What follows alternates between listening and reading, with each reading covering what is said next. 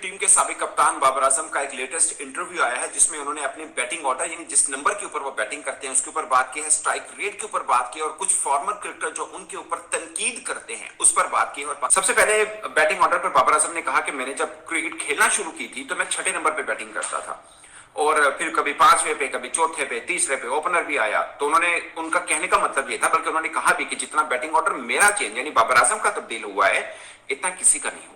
एक दो चीजों और करने में, ये जो अभी हालिया हुआ ना पाक इंडिया टेंशन के अंदर, मैं सिर्फ उन लोगों को कहना चाह, मैं किसी का नाम नहीं लेना चाह रहा, मैं किसी के जख्मों पर नमक नहीं छिड़कना चाह रहा, मैं सिर्फ वैसे बताना चाह रहा हूं। मैं शायद चंद उन पाकिस्तानी जर्नलिस्ट में हूं जो कभी गाली नहीं देता, मतलब ना मैंने कभी इंडियन क्रिकेटर्स को दी, ना कभी मैंने पाकिस्तान क्रिकेटर्स को, ना कभी बुरी मुझे के उनके ऊपर बैड वर्ड यूज किए।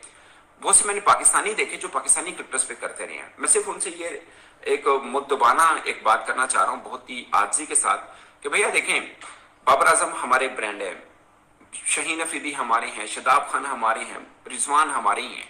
अच्छा बुरा चलता है टाइम पीरियड, और तनकीद सबसे ज्यादा शायद मैं ही करता रहा हूं पाकिस्तान टीम जब बुरा खेलती है, मगर बैड वर्ड्स बोलना, हम अपने ब्रांड को गिरा रहे होते हैं, हम अपने ही बंदे की डिवैल्यू कर रहे होते हैं। मैं ये नहीं कह रहा, मैंने कभी डिसरिस्पेक्ट किसी और क्रिकेटर को भी नहीं किया, हालांकि अफगानिस्तान के कुछ यूट्यूबर हैं पाकिस्तानी क्रिकेटर्स पे बात करते हैं, मैंने कभी उनको नहीं कहा यार, वो भी मतलब हम उनमें से राशिद खान का मुझे लगता है कि लेग स्पिनर में दुनिया का सबसे बेस्ट लेग स्पिनर है। अलग बात है कि वो आईपीएल के अंदर ज्यादा अच्छी बॉलिंग नहीं कर पा रहा, और इंडिया के बहुत से क्रिकेटर हैं जिनको हम के बहुत से पाकिस्तानी फैन आमतौर पर फॉलो करते हैं। ओवरऑल वर्ल्ड क्रिकेट में आप उठा के देख लें, बहुत से हैं, तो हम कभी किसी के बुरा नहीं बोलते। मैं सिर्फ अपने ही दोस्तों को कहना चाह रहा हूँ जो हमारी क्रिकेटर्स को बुरा भला बोलते रहे हैं या जो भी है, मैं मतलब उनका नाम नहीं लेना चाह रहा, बट वैसे कहना चाह रहा हूँ कि अपनों की थोड़ी ब्रांड वैल्यू बनानी होती है। यही है जिनके ऊपर हमने बात करनी है, यही हमारा काम है, मतलब क्रिकेट हमारा काम है। तो आई गेस मैं अपनी बात कह चुका हूँ। Welcome to free hit show.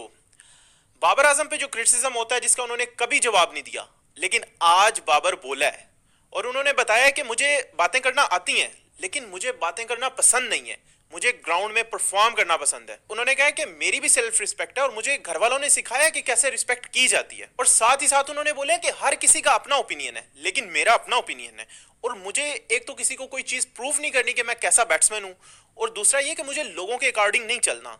इसके साथ उन्होंने कनेक्ट किया अपने बैटिंग ऑर्डर को, जिस पे रिसेंटली बात हुई थी। कराची किंग्स के ओनर ने भी ये बोला था कि बाबर को हमने कराची किंग्स से इसलिए रिलीज किया कि बाबर इंसिस्ट कर रहे थे कि उन्हें ओपनिंग। तो दोस्तों, वीडियो में आपने देखा कि कैसे बाबर आजम के पीछे उसकी मीडिया और उसके फॉर्मर क्रिकेटर हाथ धो के पीछे पड़ा हुआ था।